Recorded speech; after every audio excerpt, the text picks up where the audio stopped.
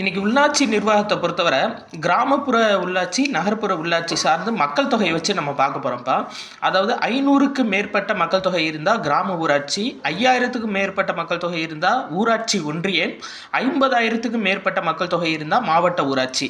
அதாவது 5ஆம் நம்பர் சீரீஸில் வந்துச்சு அப்படின்னா அது கிராமப்புற உள்ளாட்சிக்கு வரும்.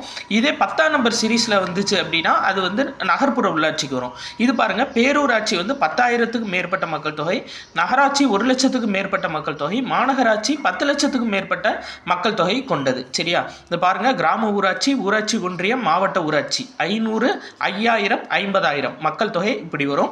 அதே மாதிரி நகர்ப்புற உள்ளாட்சியை பொறுத்தவரை பேரூராட்சி, நகராட்சி, மாநகராட்சி. பேரூராட்சிக்கு 10,000 மேற்பட்ட மக்கள் தொகை, நகராட்சி 1,00,000, மாநகராட்சி 10 லட்சம். அதே மாதிரி கிராம சபை கூட்டம் தமிழ்நாட்டில் மட்டும் இப்போ 6 நாட்கள் நடக்குதுப்பா. அதாவது ஜனவரி 26 குடியரசு தினம் அன்னைக்கு நடக்கும், மே 1 உழைப்பாளர் தினம், அதுக்கடுத்து ஆகஸ்ட் 15 சுதந்திர தினம், அக்டோபர் 2 காந்தி பிறந்த தினம், காந்தி ஜெயந்தி. அது போக மார்ச் 22 உலக தண்ணீர் தினம், அன்னைக்கும் பார்த்தீங்கன்னா கிராம சபை கூட்டம் நடக்கும் அப்படின்னு சொல்லியிருக்காங்க. அது போக நவம்பர் 1ஆம் தேதி, சரியாப்பா, அது உள்ளாட்சி தினம், அது அன்னைக்கும் கிராம சபை கூட்டம் நடக்கும்னு சொல்லியிருக்காங்க. ஸோ இந்தியா ஃபுல்லாக 4 நாட்கள் நடந்தாலும் நம்ம தமிழ்நாட்டில் மட்டும் 6 நாட்கள் கிராம சபை கூட்டம் நடக்க போகுது.